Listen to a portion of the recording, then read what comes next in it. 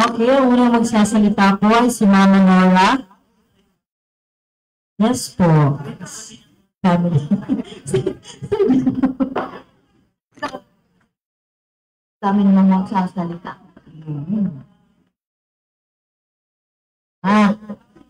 Tulungan mo ko. Hinga tayo ng malakid. Sabi nila, bawal daw magpasalamat. Sabi nila, bawal daw maghatid. Ano na lang gagawin ko? Ano sa dito? Salamat. Mga nandito po, kasi bawal nga daw po magpasalamat. Sa maghatid, ewan kung saan. Salamas. Salamas. Kaya maglamasan na lang tayo. Wala nang malalamas. Medyo natuyot na, Lola. Natuyot na. Diyos. Alam mo, yung mga pinagsasabi mo, sobrang bait na po. Bait, puro bait. Wala lang ni isang nagbanggit na salbaho. Kaya ngayon, meron siyang kasalbahihan kasi kilala ko siya. Saka hindi ko siya na-train kung paano naging mabait. Yung kabaitan niya sinasabi ng bawat lahat. Sa inyo ngayon nakuha. Kasi ako sobra akong salbahe. Walang niya, practical. Halimbawa, nakita kita pamit. Pamit mo naman. Kasi, pero bago ko yung sinasabi, kilala ko sarili ko kung gaano ako kaganda. Yes. Mamaya na ang face reveal.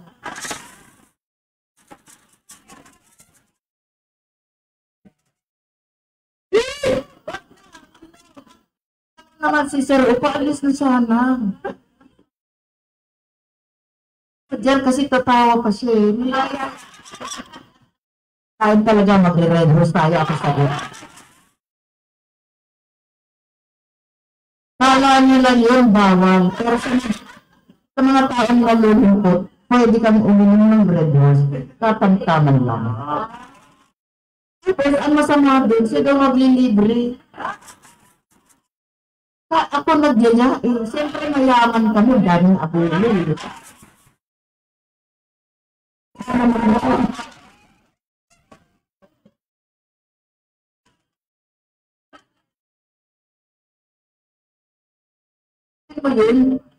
Sabi ko sa mga mga kamag-anak ko, hindi naman kami kayamanan, mga office workers lang, mga farmers. Pupunta rito sa Maynila, puro iyakan, sabi ko, sige. Ganito na lang para medyo ayos. Yung papamasahe nyo, ipadala nyo na lang. Maynila ito. Magpapakain pa ako sa kanila, mag-a-accommodate pa ako. O di ba magagastos pa ako? Nagagalit si Robert. Oh. Kami nga, budget yung allowance namin sa pagkayo. Wala na rin sa 2,000. Oh. Sana nagkukuha ng pambili ng broccoli, yung ang kinakain ng gulay. Mas mahal pa sa parang baboy. Ito na. Dito sa Maynila, sabi ko, hindi kilala ang kulay orange. Alam mo ba yun? Kulay pula, alam mo rin. Ay, di nyo, teacher kayo.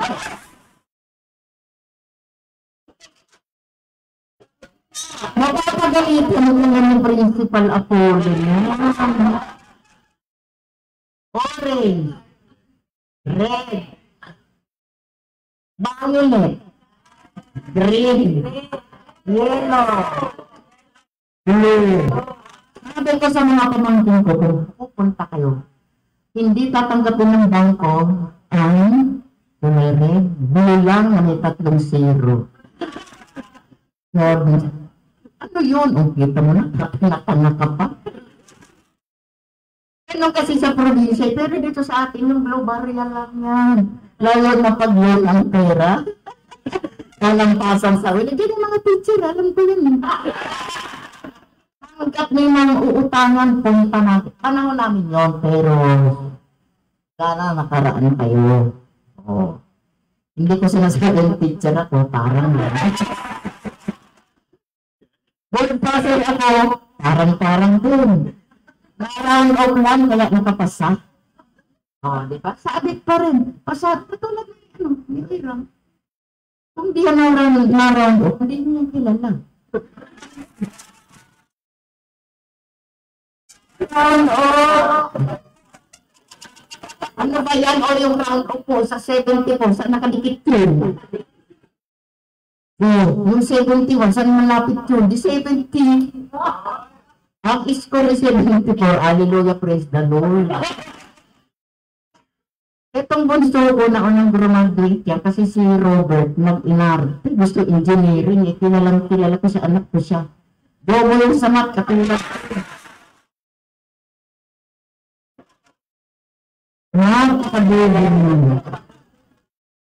Share ko lang pero siguro yung ma-encounter kang estudyanteng ganito. Close kami niya ni Robert eh. Biglang umuwi. Yun! Bakit? Ano naman yan? Alam na hindi ako marunong sa magturo ng turo sa akin. Sino ka ako? Kilala ko yun kasi pinagmamangkiran ko sila yung hanap buhay ko. Sobrang lakas kumita ng lola niya noon. Ito na. Punta sa school, siyempre, ipagtatanggol yung ano. Pero bago ko yung ginawa, tinuruan ko na si Robert ng technique. Ayun naman, bobo sa mati, siyempre. Kailangan aming gumawa ng paraan. Hindi ka pa tinuturo. Nakatago na pinakahuli. Siya pa rin. Hindi ka pa tinuturo, nakataas ang kamay mo. Hindi ka pa tinuturo.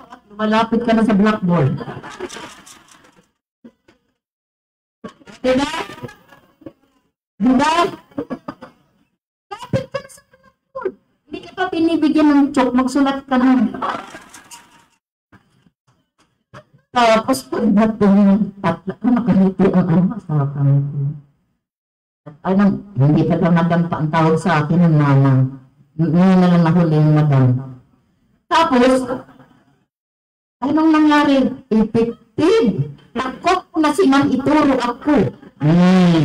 Ikaw ba ang lapitay? Baka ako anong sulat mo pa doon sa blackboard?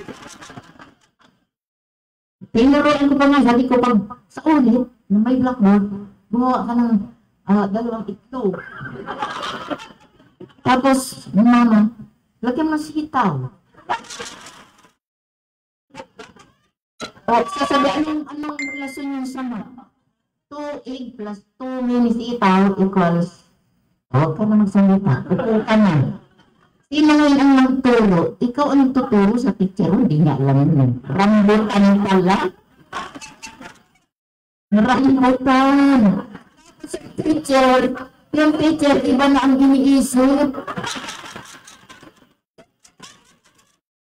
Ito na ang giniisip ng teacher, rambutan.